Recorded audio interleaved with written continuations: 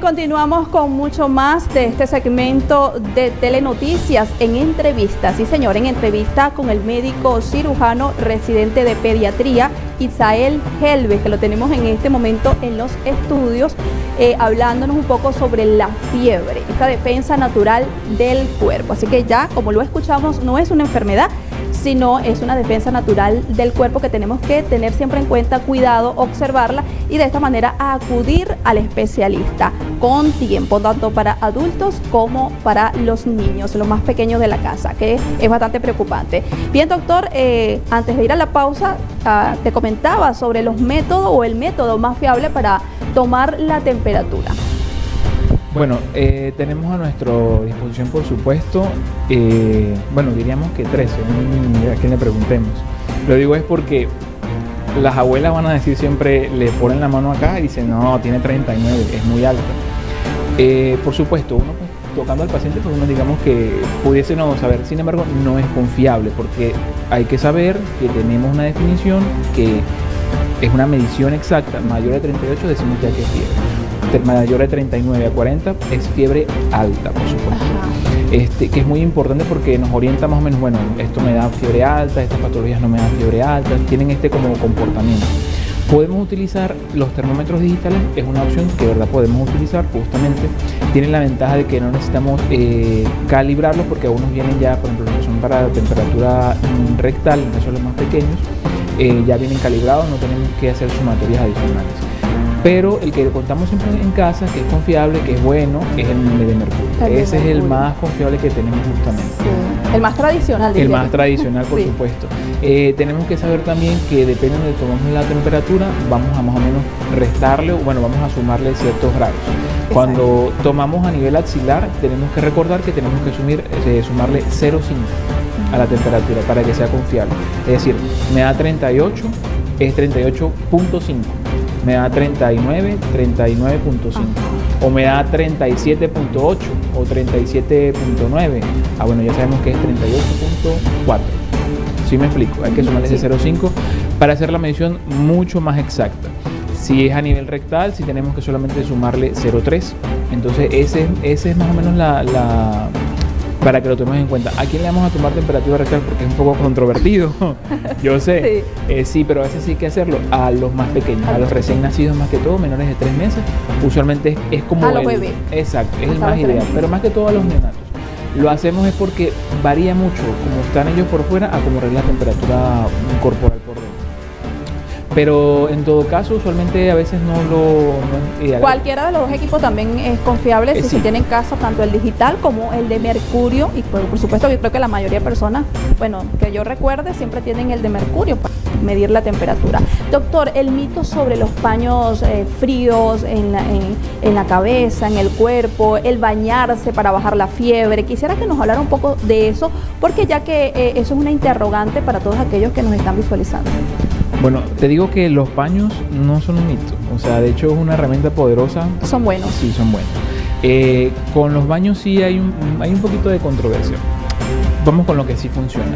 Por ejemplo, los medios físicos, así lo denominamos nosotros, que son los pañitos mojaditos, nos sirven. El agua, justamente cuando los mojamos, va a servir, sobre todo hay que colocarlos de manera estratégica, hay que colocarlos en la cabeza, hay que colocarlos en las axilas, se coloca en el cuello y se coloca en la ingle. ¿Okay? Son puntos que son estratégicos porque ahí hay ganglios. Y en la cabeza está justamente la fiebre, es controlada por el hipotálamo. Entonces cuando nosotros con medios físicos bajamos la temperatura, entonces le damos chance claro, hay que dar el antipirético, el acetaminofén, por ejemplo, para que le dé chance y el paciente sienta cierto beneficio. ¿Sí me explico? Mientras le damos chance al medicamento a que baje la fiebre. En el caso del agua, de los baños, o sea, sí va a funcionar, pero puede ser un efecto de rebote. ¿Sí me explico? Porque bajamos la temperatura muy rápido, entonces acá va a interpretar que no está subiendo la temperatura suficiente, porque hay que recordar que el hipotálamo está subiendo la temperatura. Él quiere adrede subir la temperatura corporal porque está combatiendo con una bacteria. Si lo bañamos, le bajamos de muy rápido la temperatura corporal, entonces él va a aumentar e intensificar la respuesta inflamatoria. Entonces da un efecto de rebote. ¿Sí me explico? Por lo tanto, es mejor hacerlo con medios físicos, que vamos bajando poco a poco la temperatura, mientras le damos chance al medicamento que nos baje la temperatura corporal. O sea que el más recomendable son los pañitos húmedos, más que el baño. Así que como estamos escuchando al doctor, pues podemos usar estos pañitos en estas zonas indicadas, más que bañarse y abruptamente pues bajar lo que es la temperatura. Doctor, una pregunta en cuanto a más que todo para los niños. ¿La fiebre puede causar daño cerebral en los niños, la meningitis? Sí. Bueno, aquí hay que descartar dos cosas, porque, claro, la meningitis por sí misma, que puede no causar con fiebre, por supuesto puede causar daño cerebral. Hay que también tener la cuestión de que los niños tienen un sistema nervioso que de cierta manera está inmaduro, pero es muy plástico, muy flexible y tiene una capacidad de tener como menos secuelas, como en el caso del adulto, que sí es un poquito más estrepitoso esta enfermedad. En ambos casos, por supuesto, es una enfermedad que es muy severa y no se tiene que subestimar. Hay que hacer un diagnóstico rápido, oportuno y tener un tratamiento igualmente. ¿Cómo sabemos rápido que la fiebre es causa de meningitis? Algunos diagnósticos que podamos nosotros observar en casa y atacarlo previamente. Bueno, sí, hay ciertos síntomas que nos pueden orientar. Claro, mientras más pequeño el niño es más difícil hacer el diagnóstico, pero por ejemplo, usualmente nosotros en los más pequeños, en los menores de un año, hablamos de la mollera, que es la fontanela, que ellos está justamente, uno siempre tiene que estar tocando eso.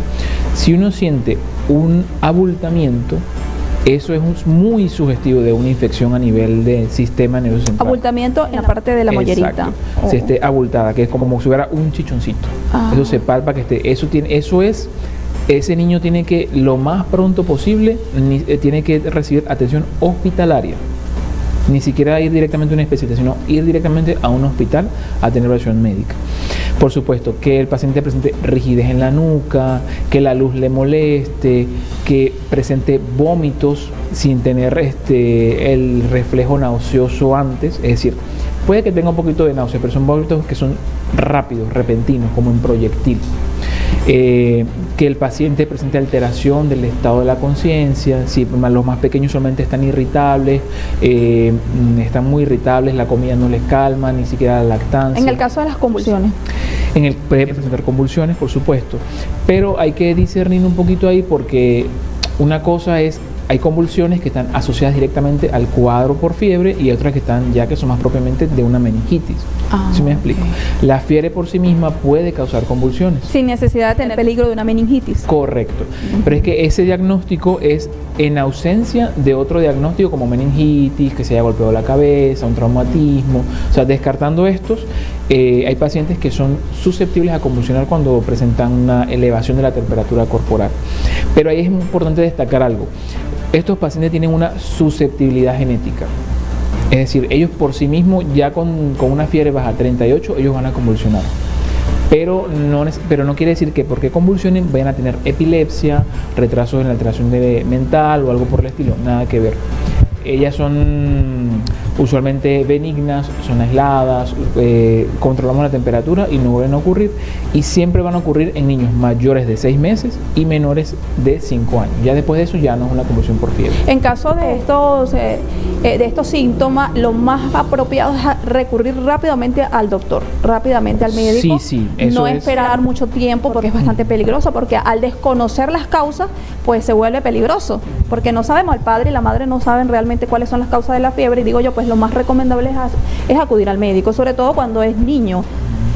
Doctor, ya para culminar, en cuanto a descartar la fiebre, porque el caso de fiebre es muy común en los niños y también en los adultos, cuando hay un cuadro viral, todo esto es muy común, pero para diferenciarlo de una fiebre causada por la fiebre amarilla o el dengue hemorrágico o dengue clásico, ¿cómo podemos nosotros diferenciar y decir, no, pues esta fiebre ya no es normal, esta fiebre no es la natural de un virus, sino es causada por esto? ¿Cómo hay algo que podamos nosotros detectar antes de ir al especialista?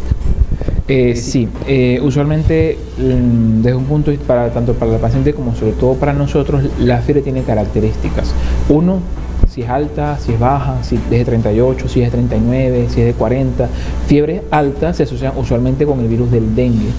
Usualmente la fiebre dura... ¿Mayor a cuántos grados? 39, 40 grados centígrados. Y sobre todo una fiebre que cuesta bajar. O sea, el paciente usa medios físicos, toma acetaminofén a dosis altas, casi que cada 4 horas y cuesta mucho bajar esa fiebre. Y dura entre 4 a 5 días. Luego de eso el paciente siente una mejoría. Esa fiebre dura esos días específicamente. Cuando hablamos en líneas generales con el cuadro de la fiebre amarilla también dura aproximadamente esos días, pero luego del quinto, sexto, séptimo día el paciente se pone amarillo. Los ojos se ponen amarillos, el tono se pone pálido, va tomando un tono amarillento y ya tenemos que ir más por sospechando ese cuadro clínico. Cuando hablamos en general, un resfriado común, un cuadro infeccioso de vías aéreas superiores que es causado por un virus, usualmente la fiebre es baja, 38 grados centígrados, va a durar entre 72 horas aproximadamente. Después de ese margen de tiempo, ya entre los 3 días a los 5 días, el paciente poco a poco va sintiendo mejoría, ya le va a provocar comer, ya va a tener menos moquitos, probablemente la tos persista, pero va a sentir como cierta mejoría, ya se va poco a poco reincorporando a sus actividades diarias, porque se va a sentir mucho mejor. En el caso de los niños, poco a poco van a ir comiendo otra vez, porque solamente el apetito es lo primero que se le quita al niño. En el caso de los cuadros bacterianos, la fiebre tiende a ser alta, también depende mucho de la zona, 39, aunque depende mucho del tipo de bacteria, pero digamos que como regla general podemos decir eso. Y si hay otros síntomas asociados, tos y tal. Síntomas que sí tienen que preocupar, sobre todo en los adultos, es una fiebre que sea periódica, una semana con fiebre, luego se va, a los 3 meses vuelve otra vez, o a las 2 semanas, como en esos rangos. La fiebre puede ser baja o a veces es alta, que sea periódica, que usted se ponga a echar cabeza y como que a mí como que una vez al mes me está dando fiebre. Ajá. Y se acompaña de pérdida de peso. El paciente está comiendo igual, pero está perdiendo peso. Si el paciente se hace una hematología y presenta anemia, esos síntomas tienen que llamar la atención. Si por las noches presenta sudoraciones nocturnas, son síntomas que son muy sugestivos de un cuadro neoplásico, es decir, puede ser algún cáncer. O sea, eso no decimos que este paciente tiene cáncer. Puede haber otras patologías que me dan esos cuadros que son infecciosas, pero es como que nos salta de una vez las alarmas. Tenemos que activamente descartarlo.